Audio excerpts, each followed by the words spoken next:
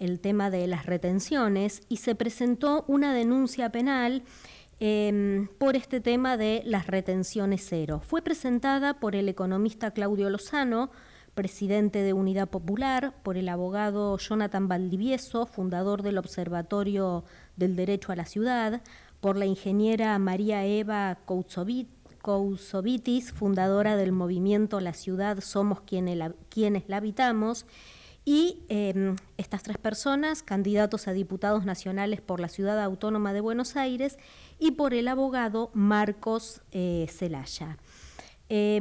Cautelarmente piden frenar con esta operatoria, piden que se investigue obviamente al presidente Javier Milei, al jefe de gabinete Guillermo Franco, al ministro de Economía Caputo, por defraudación millonaria por el decreto de retenciones cero.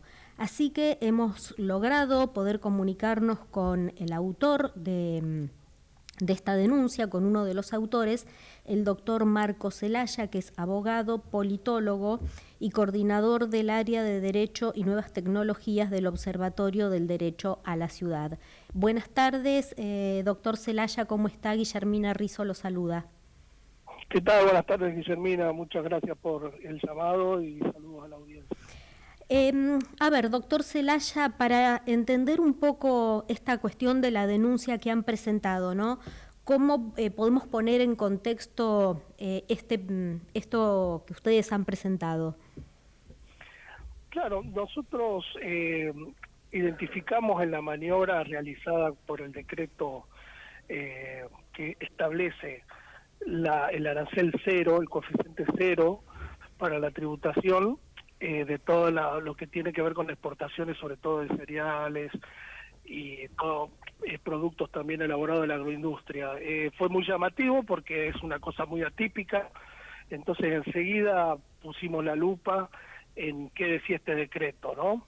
Sí. Y ahí identificamos que por las características y los condicionantes que tiene para acceder a ese beneficio de cero tributo, para ponerlo así, o cero retenciones, como la gente lo conoce, tenía que cumplir una serie de requisitos que solamente podían cumplir las grandes empresas exportadoras, con lo cual ya ahí había una señal de alarma que a medida que fuimos investigando y viendo en profundidad nos dimos cuenta que era una norma totalmente fuera de legalidad, que estaba totalmente direccionada a unos 8 operadores, que generaba un costo fiscal, o sea, una pérdida de recaudación de 1.500 millones de dólares.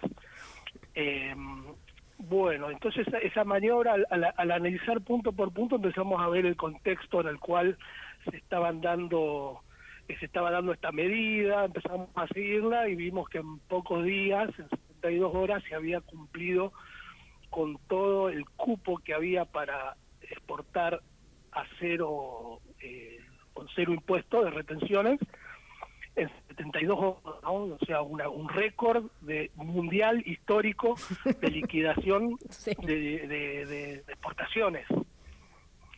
Y eso, lógicamente, ya evidenciaba, por lo menos de empezar, daba las primeras pistas para empezar a investigar en profundidad de qué se trataba bien esta operatoria, a seguirla. Claramente hay elementos para sostener que esta fue una maniobra coordinada, que son negociaciones incompatibles con el ejercicio de la función pública por parte de los firmantes.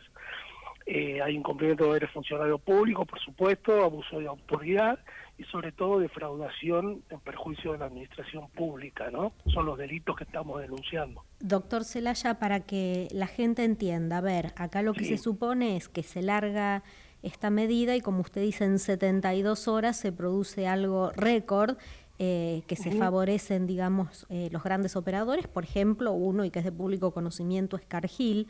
Lo que también se supo es que hubieron llamados telefónicos diciendo aprovechen, digamos, la volada, por eso es que también surgió esto. Claro, ahí lo más grave, siempre, lamentablemente nosotros, la historia argentina está llena de pruebas en las cuales se recurre a las fuentes de divisa, en este caso la exportación, para cumplir otro rol que no es el mero comercio exterior, sino para conseguir dólares rápido, ¿no? Ante la escasez y la cero pericia que demostró este gobierno para administrar las divisas, ¿no? Las reservas.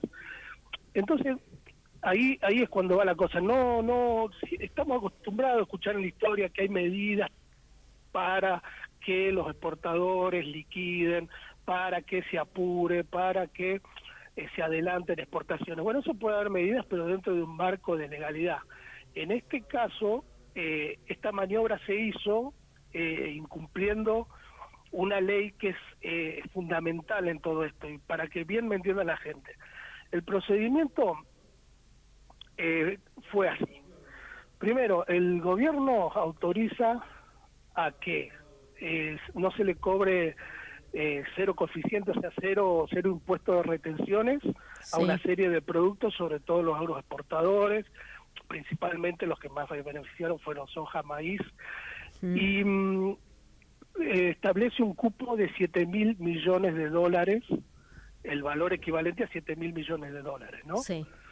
Entonces, ahí ya hay un problemita, que es quién liquida rápido 7.000 millones de dólares. Tenés que tener una espalda muy grande, claro. Tenés que tener financiamiento, tenés que tener el apoyo de bancos que... Un pequeño productor no lo puede hacer. No, el producto está lejísimo del productor. Entonces, ya empezaba con esos requisitos. Y después hay una normativa que es producto de esta especulación histórica o esta puja histórica que hay entre los exportadores, los gobiernos, una norma que es la ley 26351, que establece y fue exactamente sancionada para este caso. Establece que cuando uno tiene un arancel X y de repente hay un aumento de ese arancel, aumenta en más, sí o sí el exportador tiene que tener certificado y comprobar que tiene o en tenencia el grano o que ya lo compró, ¿no? Esto para evitar justamente lo que pasó acá. Claro. Que se anoten una avalancha de declaraciones juradas de exportación y que no los tengan.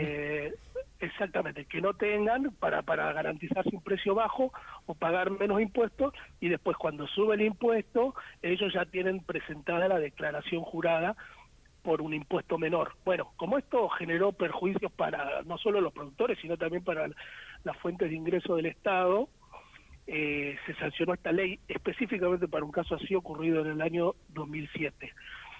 Y a partir de eso, todos los planes que hubo, incluso el gobierno anterior usó en el último año de la campaña beneficios para el campo para que liquiden, pero siempre con esta precaución, ¿no? Siempre exigiendo que el que vaya a presentar una declaración jurada, que es el primer paso para iniciar el proceso de exportación, certifique, garantice que tiene o la compra hecha al productor o en tenencia lo tiene acopiado. Entonces, bueno, con esta flagrante contradicción con esta ley, claramente está evidenciada la maniobra, ¿no? O sea, no cumple con una ley que está claramente estipulada, creada por casuística, por experiencia, para evitar justamente esta vivada y esta maniobra en desmedro de productores y del Estado, justamente para hacer esa maniobra, ¿no? O sea, la violación es patente. Entonces, ante estos hechos ya que son notorios, realizamos la denuncia penal con sobrados elementos, ¿no?, para iniciar la investigación. ¿Y qué es lo que se supone que viene después? Ustedes presentan la denuncia, ¿qué es lo que hay que esperar? ¿De cuánto tiempo estamos hablando, ¿no? Sobre todo en este país, que a veces la justicia es muy expeditiva y otras veces no. ¿Qué consecuencias puede tener esto? Nosotros, por supuesto que más allá de todos los problemas que tenga el Poder Judicial, confiamos en que hay que hacer el trabajo serio, presentar las denuncias, las pruebas, colaborar con todo lo que se pueda, y después los tiempos son los que tiene el Poder Judicial, que algunas veces va más rápido, otras veces más lento. Acá nosotros lo que estamos pidiendo también es una medida cautelar que establezca que una vez que aumentó de nuevo el impuesto, o sea, porque esto para que entienda la gente también, duró el impuesto, o sea, el cero arancel, sí, hasta que se llegó a presentar el equivalente a 7.000 millones de dólares de declaraciones juradas, como un cupo, imaginémoslo. Entonces, a medida que se cumple el cupo, vuelve la retención a 25 o 26%, que era puntos que era lo que tenía antes. Entonces, ante esa maniobra, por las pruebas que hay, por la información pública de diferentes bolsas, como la de Rosario, una información muy interesante que hizo el grupo Mate, que sigue todas las cuestiones relacionadas con el agro, piensa que más o menos el 50% de estas exportaciones no se van a realizar en el corto plazo, mucho menos se realizaron en estas últimas semanas. Entonces hay muchas todavía declaraciones juradas que no tienen garantizada la materia prima o la producción a exportar, ¿me entiendes? Sí. Entonces, cautelarmente... Digamos como que el silo bolsa está vacío. Claro, es más, pues, lo del silo bolsa, por eso también lo escuché en diferentes planteos. No es solo el silo bolsa, es el productor puede tener legítimamente el silo bolsa, nos puede gustar más o menos. Sí. Lo que pasa es que al no cerrar el trato con la empresa exportadora, porque no todos los productores pueden exportar, solamente los que exportan son las empresas exportadoras que no producen, acopian, algunas de ellas tienen sí una estructura industrial en la cual producen, por ejemplo, aceite, derivados que se vieron beneficiados por esta medida, pero lo importante es que le compren al productor, ya sea real, que hagan el acopio, que le tengan la tenencia de los granos, o ya hecho el trato de compra, ya hecho el contrato. ¿Por qué? Porque justamente eso evita a que no le cobren al productor, no le paguen como si estuviese vigente el impuesto, ¿me entiendes? Sí. Ellos ganan, las grandes productoras ganan en la diferencia entre la venta con o la venta sin impuestos. Claro. Por eso decimos que el beneficio son 1.500 millones de dólares para empezar a hablar. Si el precio sube, después va a ser más la ganancia que tengan. O sea, ellos ya se garantizaron que por transferirle al Estado Nacional 7.000 millones de dólares, ya cobraron, ya se garantizaron 1.500 millones de dólares. Es una locura, no existe un préstamo con tanto margen de ganancia. Entonces la cautelar que nosotros le pedimos al juez que tome cuanto antes es de frenar la validez de todas las declaraciones juradas que se presentaron, que no tengan por otro lado la mercadería o comprada al productor o en su tenencia, ¿no? Que puede ser en silobolsa, puede ser un acopio, bueno, hay muchas maneras, pero lo central y concreto es que se pare esto. Pero ¿para qué? Uno dice, bueno, pero ¿qué pasa? No, es plata. Si estamos pensando que hay un 50% de declaraciones juradas que no cumplirían con la ley, o sea, que serían hechas de manera irregular, de acuerdo a lo que nosotros estamos sosteniendo y le vengo contando. Entonces pensemos que son más o menos 750.000 dólares que puede el Estado recuperar. Pensemos que esa plata puede ir al Garrahan, puede ir a tantas cosas y necesidades que hay urgentes, ¿no? Bien. Entonces, ese es el fin de la denuncia. Lograr, queremos una cautelar para que no opere esta vivada. Y bueno, y con respecto a lo que ya pasó, el Poder Judicial tiene que analizar, está en el juzgado del juez Ercolini, tienen que analizar, bueno, todas las pruebas y cómo fue esta maniobra. Pedimos secuestros de todo lo que tiene que ver con la información relacionada a llamadas, reuniones tanto en la Casa Rosada como en la Quinta de Olivos.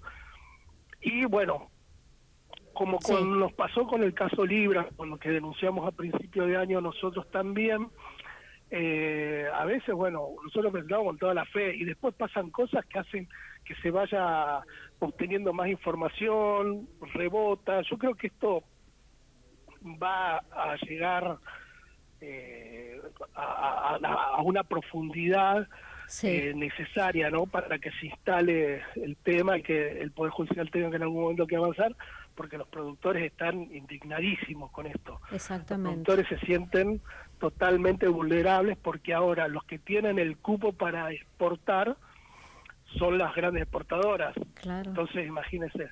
Exactamente. Tienen todas las de ganar para poner ellos el precio, un precio más alto. Así que...